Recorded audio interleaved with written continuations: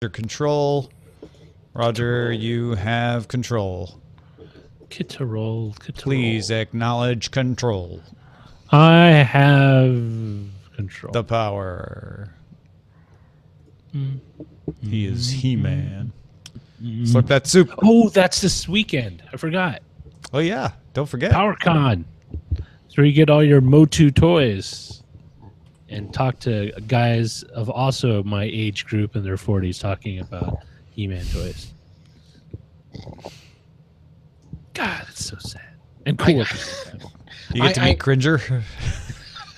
Cringer has long been since put into one of the...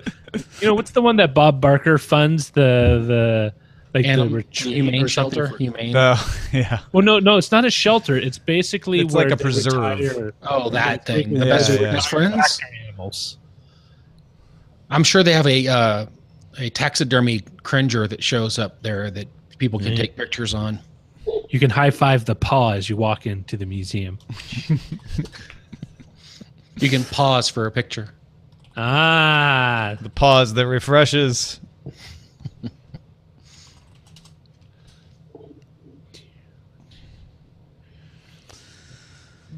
It's good to see you, chat room.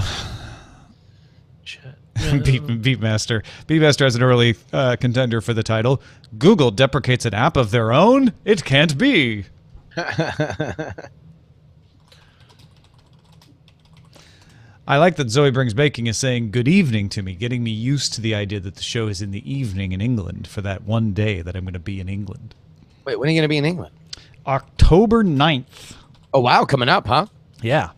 Going there for a wedding. And then that week, on that Sunday night, I'm going to train on down to London town. And then Monday, I've got the whole day set aside. So I'm trying to work with the Brito on some get-together, maybe a meet-up, place to do the show and all that. Awesome. I just need to... which reminds me, I need to ask you a question, Justin. Sure. We can do it after the show. I was just wondering, what are you doing on the Friday, October 6th? I'd be able to help you out. I got you. All right, cool. You pick it up when he's throwing down. Not subtle or anything, but... Listen. Hey, on a totally related note. I've never been subtle. I'm subtle in the same way that, like, someone who cooks it's a really smelly dinner food item. It's like the bacon grill that I use as a microphone cover. Ooh, that reminds me. I want I want to go pick up some saba shioyaki at the Japanese market and make it tonight. Speaking of stinky fish. All right, you guys ready? Yes. Yeah.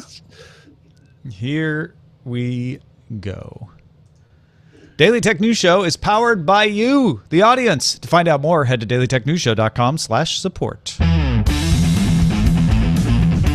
This is the Daily Tech News for Thursday, September 7th, 2017. I'm Tom Merritt, Justin Robert Young alongside. How are you, sir? I am lovely. We back missed from you. DragonCon. Yeah. Yeah, sometimes you got to go out and feel your wild oats in the con scene. Feel them? Feel them? I like to feel them myself. Just a good hearty grip. Okay, fair enough.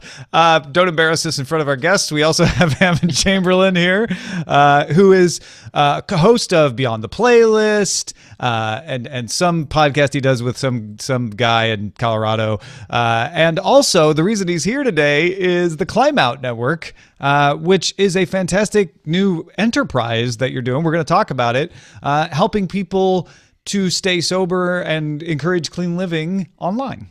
Yeah. Thanks, Tom, for having me on. And Justin, nice seeing you. No need to worry about being embarrassed. I know you. You are well aware of me, my oat feeling. Yes, all the oats. It's healthy. It's heart healthy to feel your oats. Yeah. Hey, folks, let's start with a few tech things you should know. Google announced that support for its Windows and Mac OS Google Drive apps will end December 11th, and the app will shut down altogether. It'll just stop working on March 12th, 2018. Google has 2 replacement apps, so you're not left high and dry. Backup and Sync, which replaces not only Google Drive, but Google Photos Uploader. And if you're an enterprise user, you can get a hold of Drive File Streamer. I did not know that they had an app Drive, and now I do. Too late. Well, now you have 3 apps you can be aware of. I do. Now I can forget about those too. Designer Ryan Yassin won the James Dyson Award for his children's clothing petite ply that can expand to fit growing children. Yassin is now in talks with investors. Used Orthix, which lets materials become thicker and expand in 2 directions when stretched. Yeah, it's apparently also called Poisson's rule. I know we're not pronouncing any of this right, but it's fascinating because it's not just a smart material, and it's not a smart material in the sense of having technology in it, like electricity in it. It's just something that can stretch with your child. And let me say, I mean, Hammond, you have kids, right? I do have kids, and this is an ingenious idea, but I don't know if I would want my daughters looking like they're wearing like Chinese lanterns, because that's kind of what it looks like. Is that expanding paper material? If the kid they dressed it in was an Asian, would you still say this? No, I would say the same thing because come on. I'm being very honest. It looks like one of those lanterns that you expand. The paper. Some people just call them lanterns. Yeah. What I mean, I really like the idea of expanding, because my kid just shot through like 3 sizes of clothes in like half a year, and I mean, if there was a way to get a better design on it, so. Yes.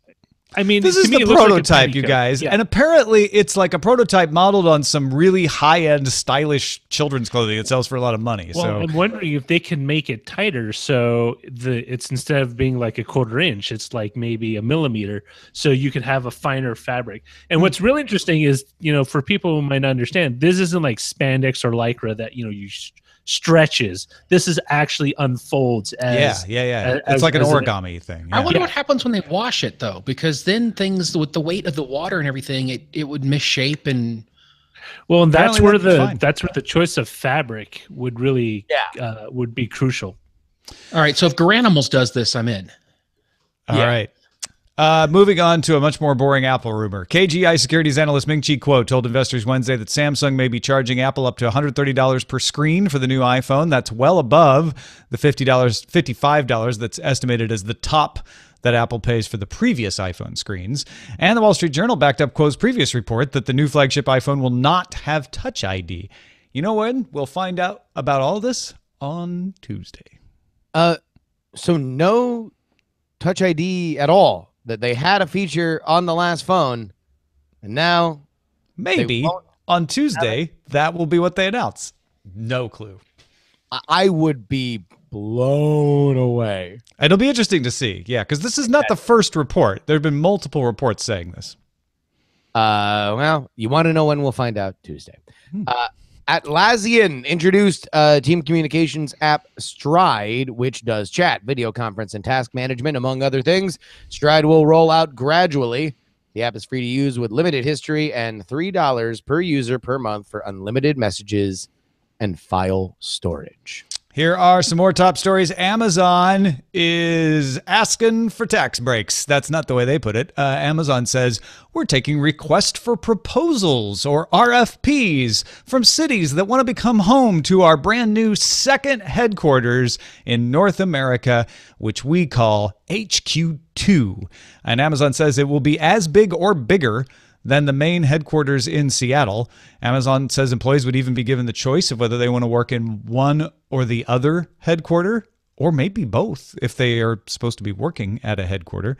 It's expected to employ 50,000 people and will get $5 billion in investment from Amazon. So a lot of money, a lot of jobs coming to some city that can convince Amazon it's worth their while to build the new HQ2 in their town. Tacoma. Just like right south of Seattle. It's just going to be Tacoma. So, I mean, but here's the thing. So, Redmond, Cupertino, Mountain View, Detroit, like these are all cities that are synonymous with companies that you think of immediately once you say the names of those cities. So what they are dangling is the idea that, yes, your city can be so associated with a company that is very much on the rise. We speculated a little short list here, but let's start east and go west and assume that they want 2 poles on either side of America and maybe even North America. I would say Pittsburgh would be a city that would probably put in a bid for this and very much want to continue their identity along with Carnegie Mellon as the tech city of the East. What say you? I'm going to say Boston and New York will be in the running, but they won't have as much space downtown to do it. Chattanooga, Nashville, the Triangle, those are all places, and don't forget Atlanta. Atlanta will always be in on these things. Although I would almost say Chattanooga is Atlanta adjacent. You know, that's about an hour drive, and you would be. Is it only an hour? Okay, yeah, no, that's fair. So no Toronto or no Montreal. Oh, no, Toronto's a good one. I don't think it's a good one. Good read. Incorrect. I think that both the exchange rate and the taxes there will keep Amazon from. Well, the taxes is what Amazon's after, right? They could break that. There's not much they can do about the exchange rate, I guess. You're right. Yeah. All right. Let's move to the middle of the country. Let's say they want to go Midwest. Where do you think? Chicago or Minneapolis? Same Greenville, Illinois. I was thinking St. Louis. I would put the Dallas, Fort Worth, Metroplex area above all of those. That is a no state tax area that has been very friendly and ain't got nothing but space for everybody. Expect St. Louis to offer the Edward D. Jones Dome to Amazon and be spurned. That's but let's say short of Tacoma, they do want to stay a West Coast Pacific living city. Where do you like there? I think if they did go West Coast, which I don't expect them to, Vancouver might make a play. Like you say, there's the Canadian issues there with exchange rates and such. I think San Jose would be in there because they've got the talent around. Yeah. And I would put it past an LA area city or even San Diego. San Diego. Well, I could say I think would do the taxes for them. Salt Lake is actually pretty tech friendly and tech savvy. Not a bad choice. Not a bad choice at all. Oh, Vegas. There we go. Bingo. I would say ding, ding, ding, ding, ding, ding, ding. Nevada will roll out the red carpet tax-wise. Yeah, they will. They did it for Tesla. Why not? Well, and Zappos, which is an Amazon-owned company, has done a lot in Vegas. Not all of it's been successful, I'll grant you, but yeah. And I mean, Vegas is desperate to. I mean, not to say that they want to give up their image as Sin City, but they're desperate to looking to diversify their economic base. Well, remember that Vegas is essentially a small town. They are a small town that has one big booming industry, but effectively that is several blocks all facing inward. And other than that, it's a tiny kind of area. So people who live there, that would be a don't forget Kansas City. I want to give a shout out to Kansas City because with Google Fiber, they've started to have a little startup community there. I bet they'll be in this running. All right, Facebook handed over evidence to the U.S. Special Prosecutor Robert Mueller that $100,000 was spent on 3,000 ads over a 2-year period ending May 2017 by a campaign to promote divisive social and political messages.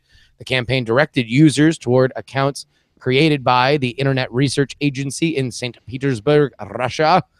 The accounts have been shut down. The news came the same day that the Wall Street Journal reported Facebook claimed it could reach 41 million 18 to 24-year-olds in the U.S. Hooray!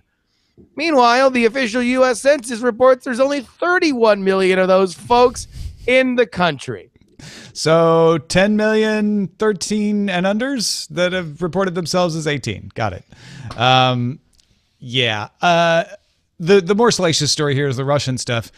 Keep in mind when looking at this is real evidence. It's really been handed over. $100,000 over 2 years and only 3,000 ads doesn't have a lot of reach. This is not a huge campaign. It certainly isn't. This is more an interesting story because of the names that you put into it and mix it up in a pot. Facebook, Russia, Robert Mueller. Yeah. A 2016 election. Now all of a sudden you start paying a lot closer of a watch on it. But I agree with you. Right now, it appears, and this is more of the broader political sense, that the Mueller investigation is at a phase, be it the end or the middle, where they want to start shaking things loose, and a lot of things are kind of coming out to the press. One would guess so they could continue to move their investigation forward by putting pressure on people. Scientists from China's Zhejiang University have published research demonstrating it's possible to activate voice assistants like Siri or the Amazon Echo by using ultrasound that is inaudible to humans. Now, this is presented as an attack vector, right? You can get near somebody's voice assistant, maybe near their phone, and play something that they can't hear and get their phone to do things. Researchers converted normal spoken commands into frequencies higher than 20 kilohertz. 16 voice control systems worked with this. Obviously, Siri, Amazon Echo, but also Google Now, Samsung S Voice, Cortana, and a number of in-car interfaces where that starts to get a little more interesting, I think. Researchers call it the Dolphin attack. Fins up. Fins to the left. Fins to the right. This is more of a prank than it is an attack. I'm so excited to figure out a way that I can do this so I can make Brian Brushwood's iPhone various horrible things without him knowing it. But other than that, I think that this is a cool, fun hack that makes you think about the nature of sound itself. But I don't know exactly how much you want to panic about it. It's not terribly practical. But it's good, solid security research because it's interesting that they could make that work. It shows that, hey, these voice systems really do need to. This is the early days when we're saying, I know no one has figured out how to use it for a harmful process. And if they did, it's really hard to get access to it. But let's figure this out now before someone does figure out how to use this maliciously. Maybe cut out ultrasound because no human speaks in ultrasound, so you shouldn't respond to things that are in ultrasound. Yeah. Disney CEO Bob Iger announced that Disney will make its Star Wars and Marvel movies exclusive to its new streaming service launching with Disney and Pixar content in late 2019. That means that they pull don't say that word. Notice to Netflix and other streaming services that they will very kindly not be renewing their contract. Yeah. So smart move. I understood why Disney might want to hedge their bets and give Star Wars and Marvel movies to someone. Maybe not even Netflix, maybe Hulu, maybe somebody else. But I think this is the smarter move. Stock market seems to disagree with me. Disney took a little dump after they announced this, but I think it's a way more compelling offering to me as a consumer if you say, hey, new Disney service launching at X price point. It includes all your Disney TV shows, all the classic Disney movies, all the Pixar movies, all the Marvel movies, all the Star Wars movies. Hammond, is that something you'd pay for? Yeah, depending on what the price is, for sure. What's going to happen to the Netflix originals? The Netflix originals, that's a very good point, are a different animal. They are a co-production, right? Okay. So Marvel and Netflix work together to make them for Netflix. So it's Disney being a production company, same way that Marvel and Sony make the X-Men movies. Those stay as Sony's movies. It's only the Marvel movies that Marvel makes that get to go into this Disney. That's a good point. The X-Men movies and the new Spider-Man movies may not go into this new Disney service either. So what do you think the price point's going to be? Now that's the trick. Wait, hold on. Before we get to the price point, let's debate this. Is this them being serious, or is this them trying to just throw their most popular IP into a bucket and say, pay for this bucket because we just have our most popular IP in here? Because that ultimately, we don't know, but I think it could be either. It could be them saying, no, you want to know what? We want to go. Right now, everybody who's looking at this is saying, oh, God, another service, right? But what you don't know yet is how serious they are between now and 2019 about making this a compelling, rad service that you want to buy. In fact, imagine this little scenario. What if 2019, the midnight launch of this service, not only has all of the old Star Wars, all of the old Marvel movies, but it has the original unspecial edition version of the Star Wars movies. If they can say, no, this is not just Disney doing a Disney thing. This is for Marvel super fans. This is for Star Wars super fans. We want to serve you with the best thing possible, and we can't do that if we're licensing these things out to other people. If Disney's smart, that's exactly what they're doing, and they're coming up with original shows in all of these verticals, not just Star Wars. A new Marvel show, a new Disney show that is exclusive to this, and they make it a compelling price point, $8.99 or so, and they say, we operate BAM Media, the premier place to stream movies. So it's going to be solid tech. It's going to work on day one.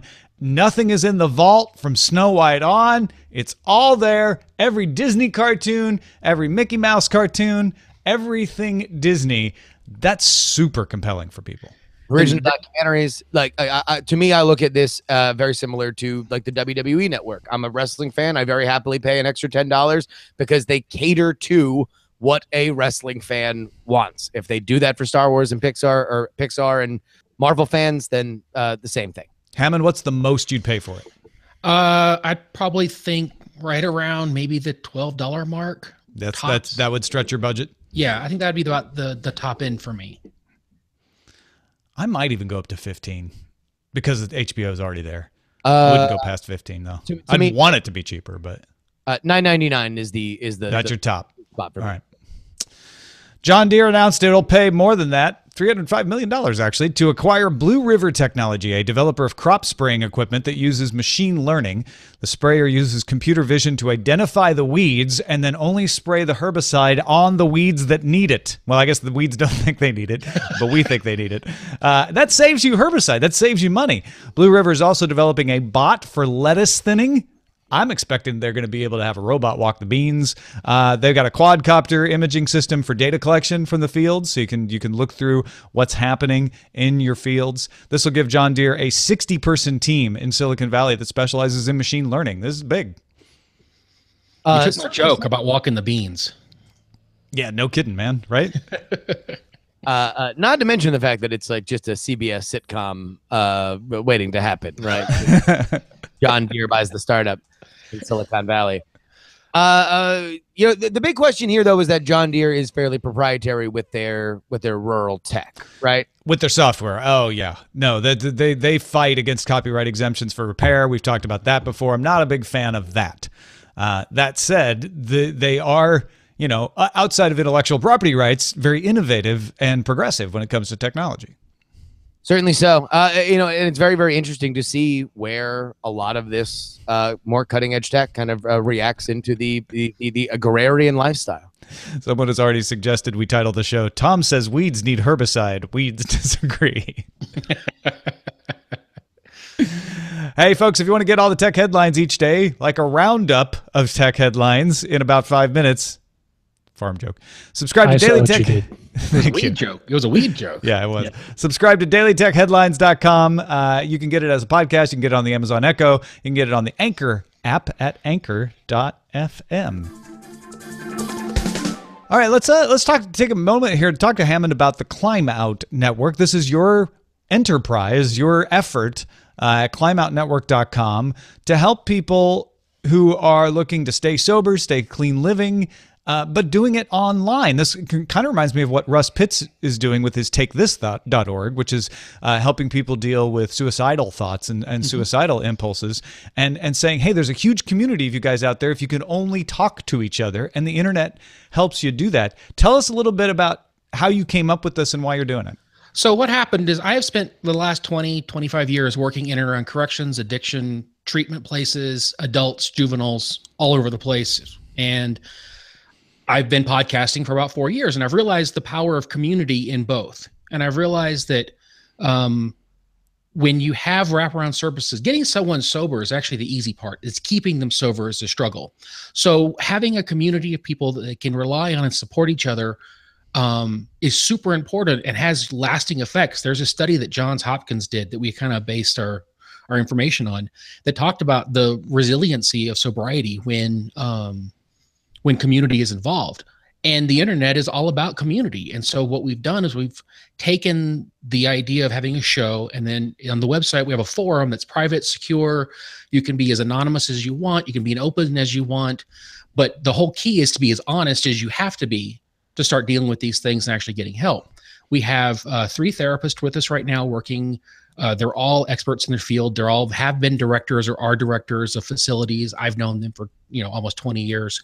And so we're getting together and just doing shows about maintaining sobriety and identifying issues. And then we have the forum, and then we're going to do live webinars and coaching, and have exclusive content behind a paywall where the community is kind of safe and secure, and you can get a little bit more information and help from us. I think this. Go ahead, Justin. Sorry, this is fascinating to me. I've had a family history of addiction, not only with alcohol, but also with gambling. And I think a lot of the reason why in both of those cases, the any kind of recovery, which was attempted multiple times, never really stuck, was because you were locked into whatever was physically around you. And this is something that a lot of people find who are in internet communities, that they are more connected emotionally to those that they have self-selected via the internet communities than they are with the people just happen to be based on the the human lottery around them. How is outreach important to say, hey, look, you might not be somebody who's ever been on a message board. You might not really know exactly what the internet is, but this is a recovery tool that can really help you. Yeah. In fact, what we're trying to do is generate interest through lots of different methods. We do have the podcast, and that creates a huge net already, but we also are going out to conferences, and we're getting the word out kind of ground roots, person to person, face to face, because that's where a lot of this stuff happens. It's a personal interaction. And yes, it's still on the internet, but we're trying to create this kind of personal connection with people so they have that feeling of community, that feeling of connection. And I think that's one thing that gets lost in sort of the back of the envelope talk about online communication is everybody thinks immediately of Twitter abuse. That's where your head goes to. And there are so many examples of online communities that aren't like that aren't toxic and are helpful. And I know you take inspiration from a lot of those things, like Warcraft guilds and private forums around, enthusiastic geeky topics that like Twin Peaks or something like that. Well, actually, Tom, you actually are the person who came up with the phrase, you get the chat room you deserve. And we hope we deserve a chat room that's supportive and honest and helpful and can moderate itself and actually do some real good in the world. Yeah. And another thing that you mentioned when we were talking before the show is that oddly, there's some evidence that people are more honest when they're online. You would think it's the opposite. Oh, I can hide and lie, and not that people don't do that, but that isn't the trend, right? Yeah, there's this article from Business Insider where Jeff Hancock actually did a kind of a TED Talk presentation about how people are more honest online, because I think of that kind of shroud of anonymity, and also because the trust level, because you are picking the people you are with.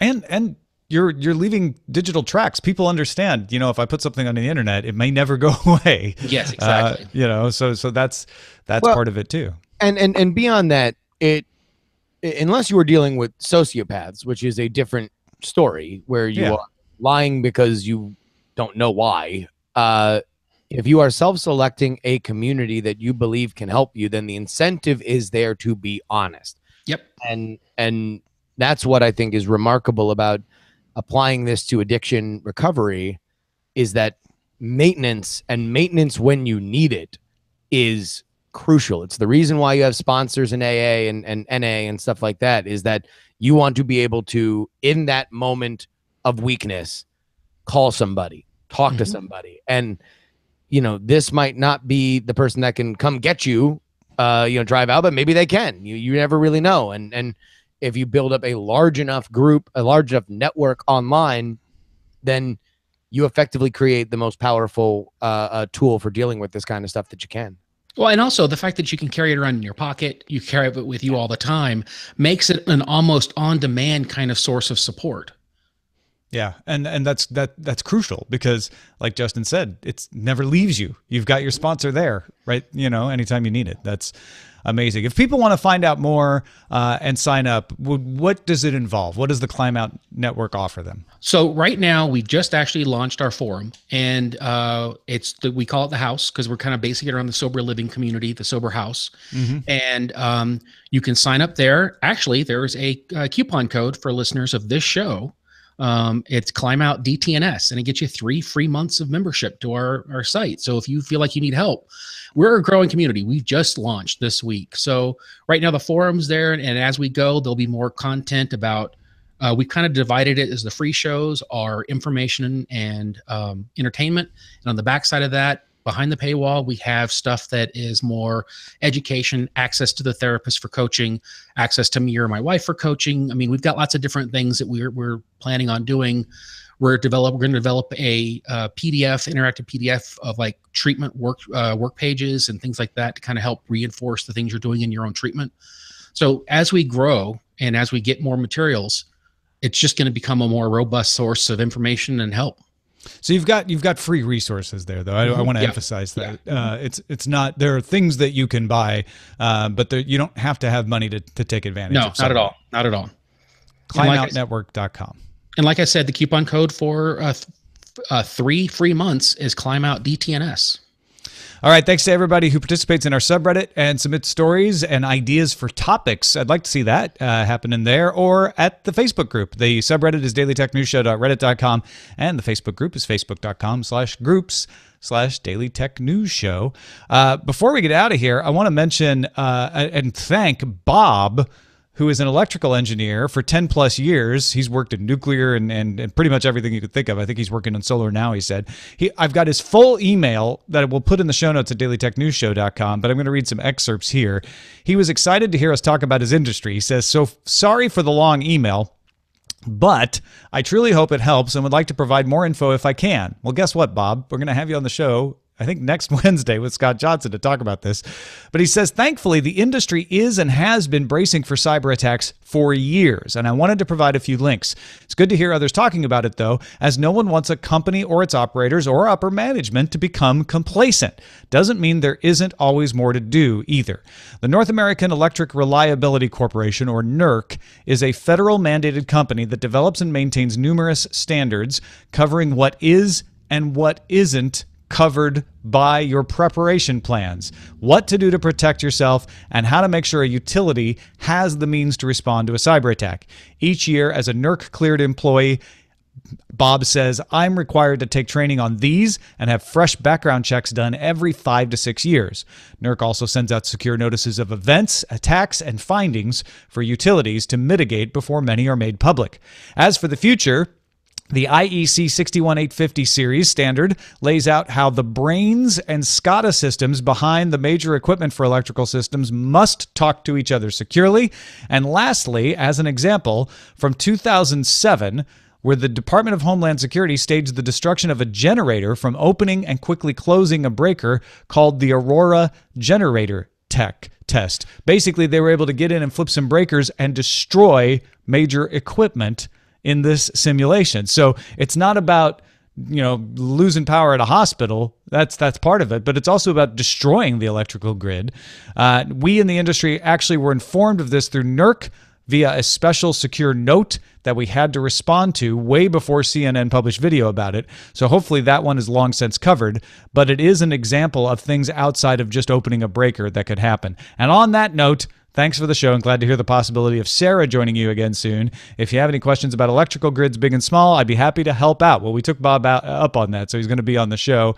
And then an undisclosed person wanted to help calm Scott's fears about the power grid going down, saying he should know that our national laboratories are working on infrastructure and cybersecurity, and the following link is to one such lab. Some of their projects and capabilities are available on their website. You probably even have listeners there. I wonder who that could be, but it's inl.gov, and we'll have a link to that in the show notes as well. So yes, serious problem with electric grids, but not one that people who work in electricity are not unaware of or preparing for.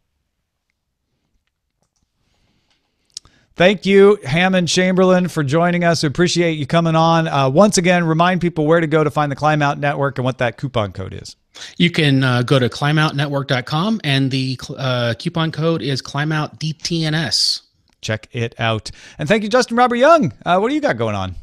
Oh, man. I'll tell you what. Everybody can find me, Justin R. Young, on Twitter. I want to take this time to let everybody know, if you are in the South Florida area or Florida in general, please, this Hurricane Irma that is going to hit over the next few days, please stay safe. If you are in a coastal area and you have been under mandatory evacuation, please get out as soon as possible. This is, I've spent the last couple days trying to cajole my friends and family to take flights out here and enjoy a weekend watching this storm hit on television as opposed to living it. Floridians are hard-headed when it comes to hurricanes. It is something that I know very, very well, and I am thankful to not have to deal with now. But please, this is not a normal storm. This is about twice the size as Andrew. If you remember when that hit in 1992, I'm speaking directly to Floridians. Please be safe. Do not try to ride this out. And I know it's going to be rough over the next couple days to get all the supplies that you need, but make sure that you are prepared to hunker down with this storm. We really, really, really hope that everybody who is listening right now comes out on the other side of this as good as they possibly can. Yeah, having been out there for GreyCom from Garrett Weinzierl and knowing he's out there and so many other folks are out there, really appreciate you passing that along from a Floridian to other Floridians. Yes. Yeah, thank you, Justin. Don't be stupid. Just if you are in anything that's mandatory evacuated. I know that there was that one time that it didn't hit and it wound up going east and everybody freaks out and it's not that big of a deal.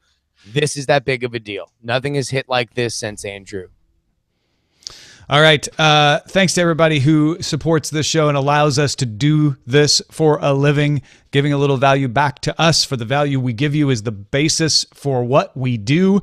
And because of that, we are able to do more. And here's someone to tell you a little bit about what we want to do.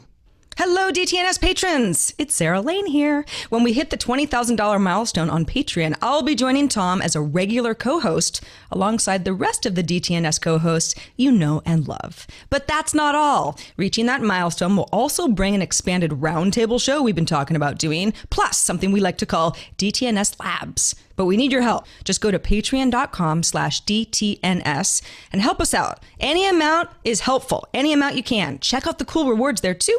Talk to you soon. That is it. Our email address is feedback@dailytechnewsshow.com. We're live Monday through Friday, 4:30 p.m. Eastern, 2030 UTC at alphageekradio.com and diamondclub.tv. And our website is dailytechnewsshow.com. Back tomorrow with Shannon Morse and Len Peralta. Talk to you then.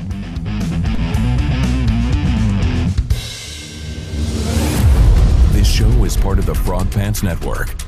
Get more at frogpants.com. Diamond Club hopes you have enjoyed this program.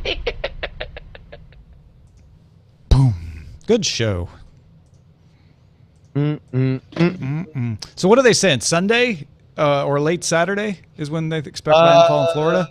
Well, I tried to get my family on a flight out on Saturday, and apparently Fort Lauderdale International Airport is going to be closed as soon as it hits tropical storm force winds. So Saturday is when storm force winds begin. Sunday will probably be when the eye passes over, but the latest advisory has it switching again back west, which would be a more direct path. I mean, if you Turks and Caicos are under the gun right now with the tropical force winds. If you've seen the pictures out of St. Martin's, this is. I don't even have words for it. I mean, it's Category 5. That's the word. And for the record, it is Category 5 with 185 mile per hour sustained winds. If they had a Category 6 based on the intervals that they go, categories 1 through 5, it would be a Category 6. It is a 5+ as if it were made in Cupertino. This is a devastating storm. If you see it side by side with Andrew, it dwarfs it. Now, the good news, if there is good news, is that by the time it hits Florida, it'll be a Category 4, barely, at 145 mile per hour winds, as it is predicted by the Still National no Hurricane slouch. Center. That's something that is on par with Wilma and Katrina, which had come through. The difference is all of those, including Andrew, hit from the east. It came east to west and went over the state like that. This is the first time that it will come, that a hurricane, in my recollection, a hurricane of this power will come from the south and literally take out every major Floridian city from Key West to You mean hit? Jacksonville. Yeah. I mean, yeah, whatever you want to call it. It's going to get a portion of the eye. Normally, if it comes east to west, if it comes into the north, then, Orlando's going to be more affected. If it comes into the south, then Miami's going to be more affected. But nobody gets skipped in the direction it might come. If it is coming up now, which for those of you who heard the jury episode, it would be a sounding situation. Everybody would be very much affected. Oof. Hey, it's not nothing to play around with.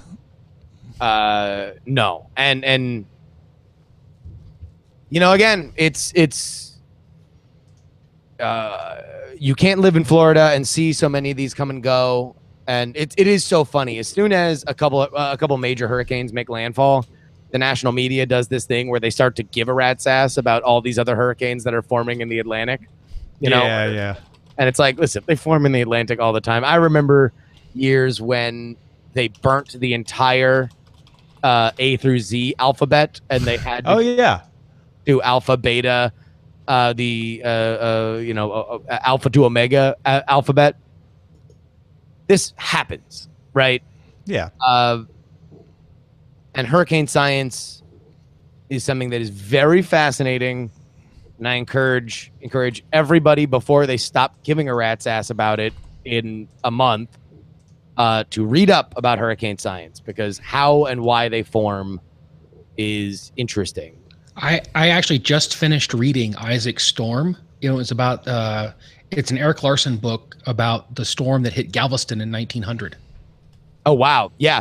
I'll tell you what, there are devastating stories of hurricanes pre-Doppler, pre-National Hurricane Center. There is one, and I can't remember the name, but it was being tracked by the Navy. It turned north, and the Navy decided, well, like all these hurricanes, they turned north. That was it.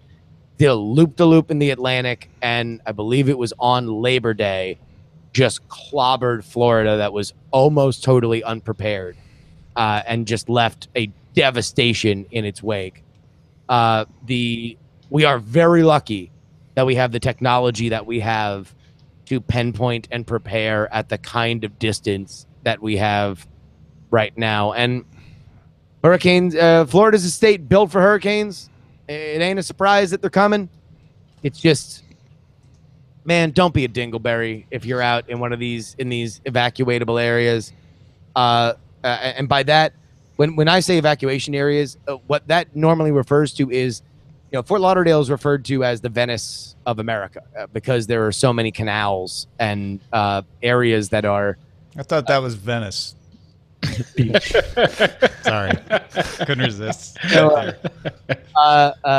The reason why you need to be evacuated is because emergency personnel will not be able to get to you if the bridge is damaged, or if there is so much cover on there that they can't remove it at the point that they need to come and get you. And if your survival is a matter of a few hours, you have to get the F word out. There are many of these communities up and down the coast. The Keys too is the reason why I was on Twitter a week ago telling people from the Keys to get the hell out of town, because that is one road You only get one road in and out from the mainland of Florida into the Keys, US 1. That's it.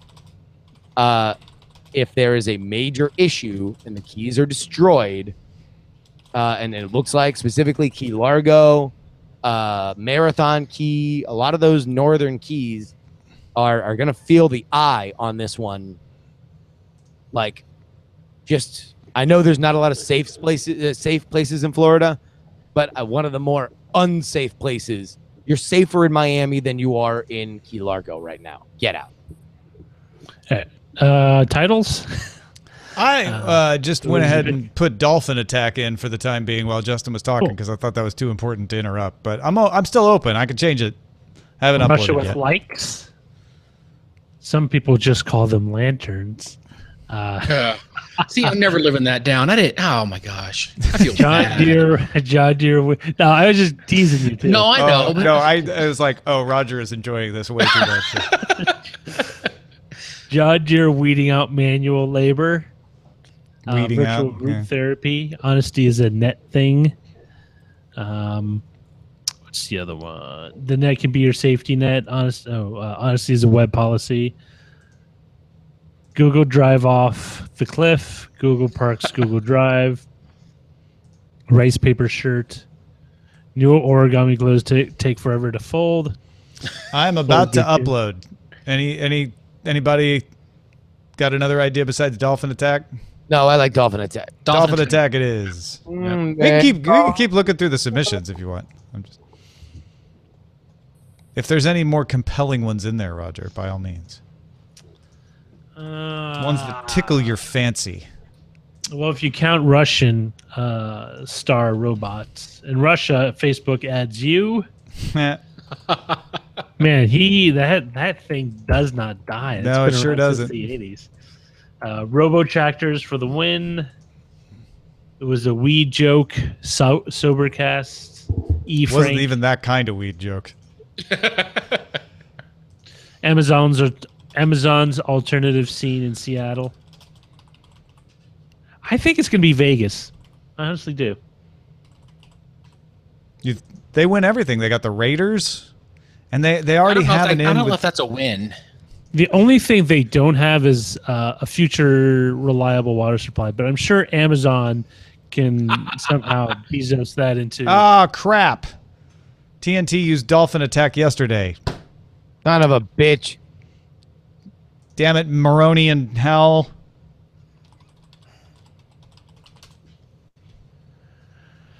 All right. From Russia with likes. Some people just call them lanterns. I don't know. It's really funny. Oh to no, me. they wrote when dolphins attack Siri. Oh. So I think we can get away with it. Why don't you just say a can of tuna? It's synonymous with dolphin. And the only reason I won't I would change it otherwise, but I've already uploaded it, so I'd have to like delete everything.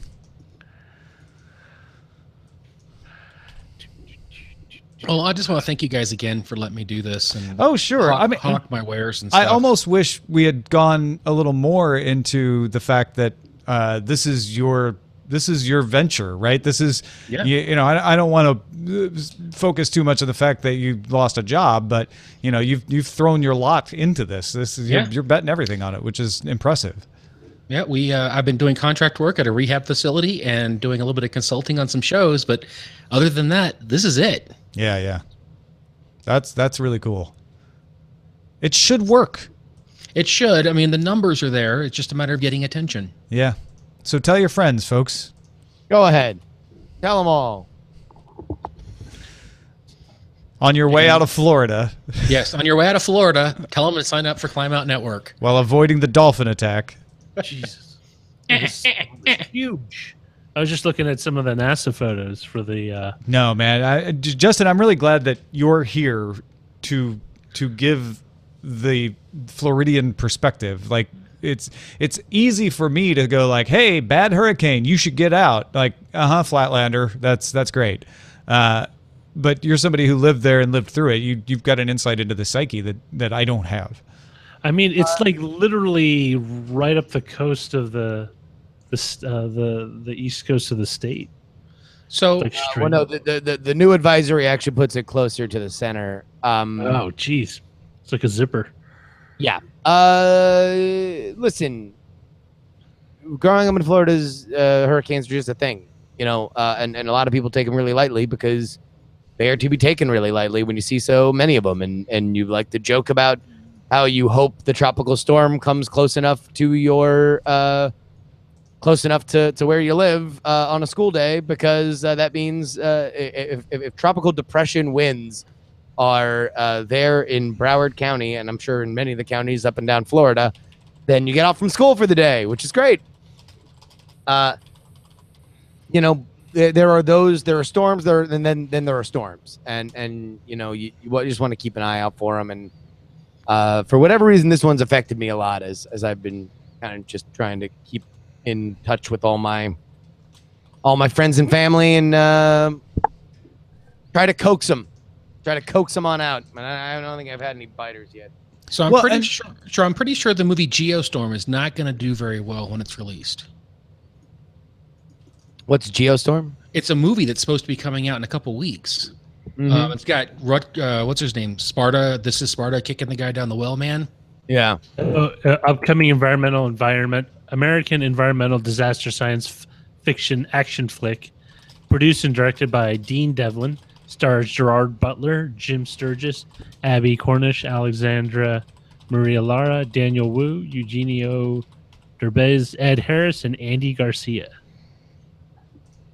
And it's about government-controlled weather that runs amok and starts running amok. Yeah. Although, by the way, I do want to make one more note for everybody in Florida.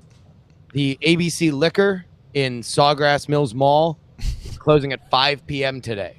So, Are you following them on Twitter? How do you know that? Oh, no, I have my friend group chat. So, oh, wait, that was 18 minutes ago. Sorry, you guys missed it. Oh, man. Time zones. Time zone. Sorry about that, guys. ABC Liquor shut it down. So I guess probably your only shot is Big Pappy Liquor and a few other. I'm getting real local to Western Broward County. Hey, I forgot to tell folks I will be on Amber Max, the feed on Sirius XM channel 167 this weekend. Which also is put out as a podcast. So I'll be talking a little bit about some of the stuff we talked about on DTNS this week. That's great. She does such a great job. Yeah, she's amazing. Hey, Tom, where you at right now on the Pats? Ooh. On the Patriots? Yeah, no, on Patreon.com/. I really knew that's what you meant, but as soon as you said Pats, my mind immediately were like, I don't really follow the Patriots. No, they do play tonight though. Take the under. Take the under. I know what that means now. 18,365. Wow. Mm-hmm. Close. So close. 1635 to go. Good times. Yeah, man. No, this is way farther down the road than I expected to be. It is starting to slow down a little bit, but how could it not? Well, now's where you got to punch through, because once it gets 19s, then I think momentum will pick back up as it's close. Right. Exactly. So if once we get over 19 and you can start saying we're just hundreds, we're 3-digit numbers away. That's great. The one thing I'm always a little bit wary of is when you get close enough, somebody who's generous and has the means will be like, I'll give $300 and put you over the edge, which is great as long as you can keep it up. Yeah. But what sucks is if it's like you do that 1 month and then pull it back the next. So I always encourage people like, just give what you can sustainably give. We'll get there. Right? We'll keep going. All right, gang. Well, I'm going to take my leave. Yeah. You know what? I'm actually going to end our broadcast. Thanks everybody for watching, and we will be back tomorrow. Talk to you there. And if you're in Florida, do what Justin said. Stay safe.